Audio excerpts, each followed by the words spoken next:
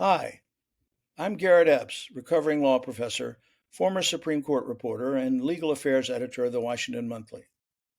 And this is one of a series of short explainers about basic concepts of American law and government. It's important because these concepts are under attack from the Trump administration. They are attacked because they imply limits on the power of Donald Trump to shape American government and society according to his whims. The first phrase is separation of powers. Americans like to say we have a system of separation of powers with checks and balances. What do these terms mean? The people who wrote our Constitution believed that government had three proper functions. First, it had to make laws. This is the legislative power. Then it had to carry out and enforce those laws. This is the executive power. And finally, it had to judge and punish those who broke the laws it had made.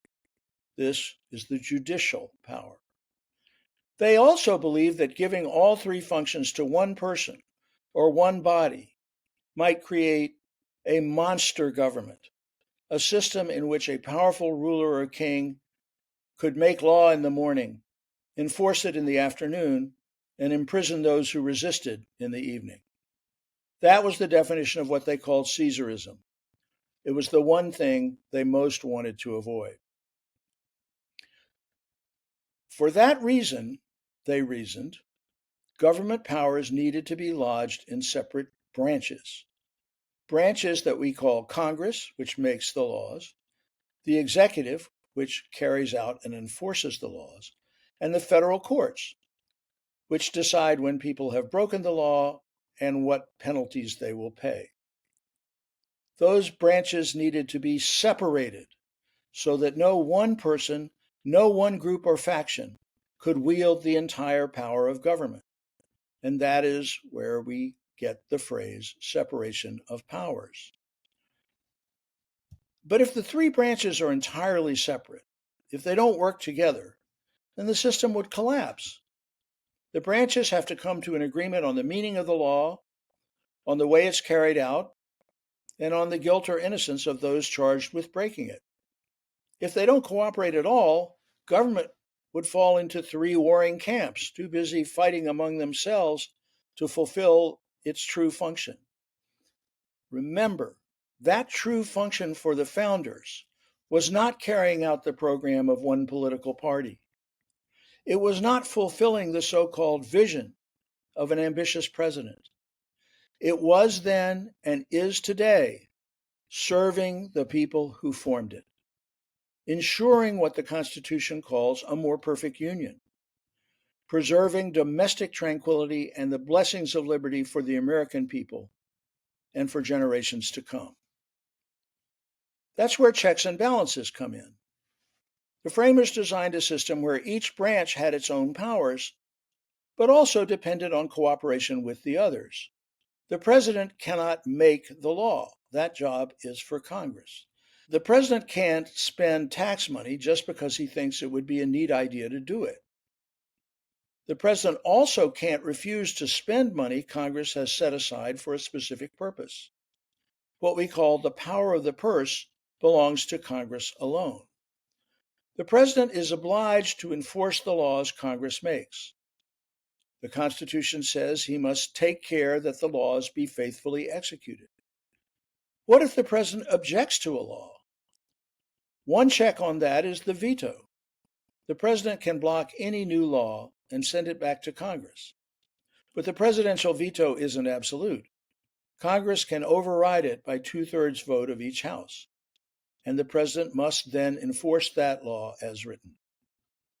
If the president can't make law, Congress can't enforce or carry it out. Thus, for example, no member of Congress can also serve in the executive branch at the same time.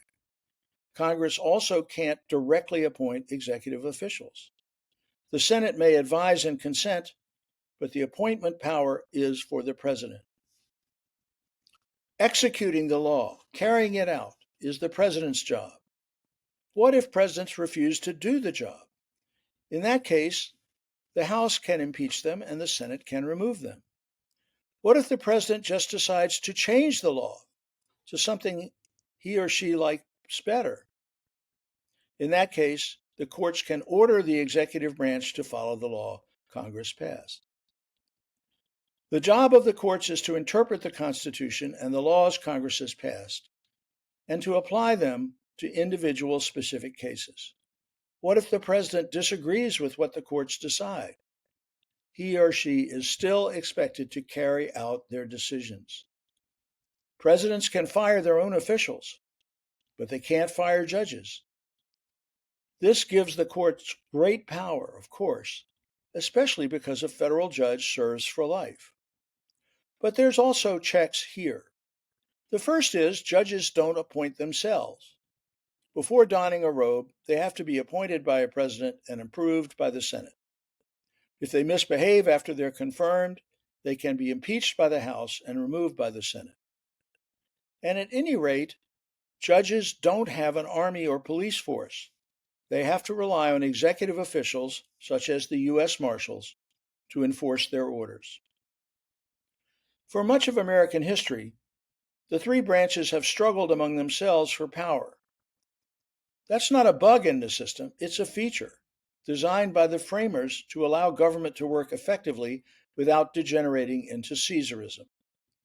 The question we are facing today, nearly 250 years after the Constitution was written, is whether the current president, his party in Congress, and that party's appointees on the bench will now flatten those barriers against Caesarism, will now make loyalty to one man superior to the checks built into our Constitution. Will they allow Donald Trump to create new laws without congressional approval, set aside existing ones he dislikes, spend money without regard for Congress's power of the purse, and brush aside any interference by the courts?